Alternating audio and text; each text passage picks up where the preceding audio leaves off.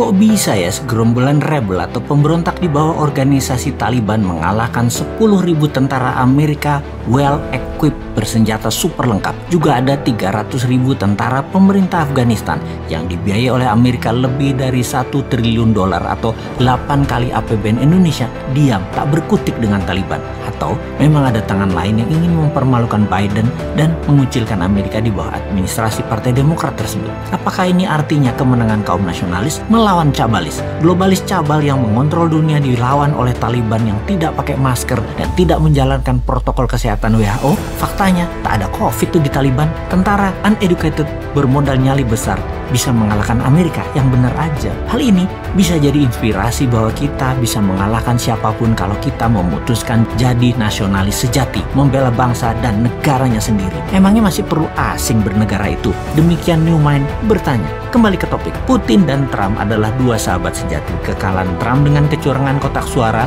ala pakai kardus digembok versi modern lah, membuat kaum nasionalis dunia main shadow, tidak muncul di permukaan lagi. Kalah di Afghanistan, administrasi Biden tercoreng habis. Mereka kenyataannya di dalam negeri sedang ribut masalah Kamala Harris. Lalu sekarang Demokrat ditampar dengan hengkangnya Amerika ke birit-birit lari dari Kabul. Bukti lagi, mereka tidak bisa mempertahankan aset minyak Afghanistan yang besar karena lemahnya Biden. Kita agaknya harus mengajari kaum old mind bernegara internasional yang memang tidak terlalu jago dan selalu salah di mata internasional karena memang jarang berkunjung ke negeri tetangga atau negeri sekutu lainnya. Memang selama 7 tahun ini diplomasi luar negeri agak lemah. Jarang sekali ngurusi luar negeri, pada 80% produk kita atau kebutuhan kita tergantung dengan luar negeri, terutama cara ekonominya saat ini dikelolanya. Faktanya, 80% ngurusi politik dalam negeri saat ini dan kebijakan yang diambil selalu yang populis, yang rakyat suka. Itu aja yang keputusannya dibuat, bukan yang benar. Apa salah emangnya memilih bernegara populis dan urusan semua dalam negeri, terutama politik? Ya tidak akan salah.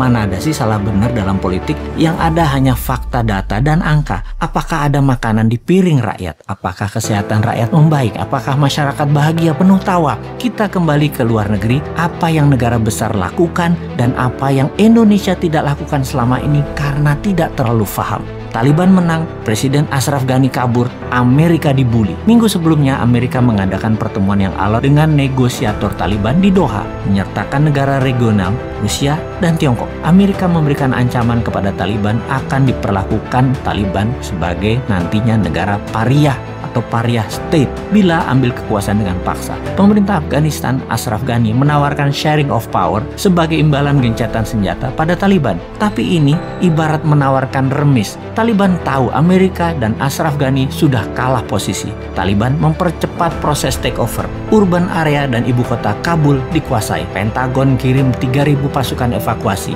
UK, Inggris, mendeploy 600 prajurit. 1000-an troops dipindahkan ke Qatar. 1 brigade dengan 4.000 personel tempur siaga di Kuwait. Jumlah totalnya kira-kira ada 8.000 pasukan available dideploy ke Afghanistan bila situasi memburuk. Ternyata tidak action juga. Tiongkok yang paling diuntungkan. Setidaknya bisa mempengaruhi Taliban untuk menyingkirkan para militer Uighur. Koridor Wakhan akan menjadi penting sebagai geopolitical hotspot yang akan menghubungkan Tiongkok ke Asia Barat dan Middle East. Ekstraksi mineral disepakati dalam pertemuan Taliban dan Tiongkok di Beijing beberapa minggu sebelum Taliban menang.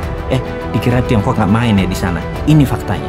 Sekali lagi, ingat nikel, ingat Tiongkok kan? Yaitu ekstraksi mineral Afghanistan untuk Tiongkok terlihat baik membantu, tapi aset Afghanistan disedot. Ternyata kekuatan Amerika tidak berguna karena Taliban membiarkan Al-Qaeda dan ISIS berkembang di Afghanistan. Sebagai catatan, dalam 5 tahun ini Al-Qaeda dan ISIS link group menjalar ke Asia Timur dan Utara.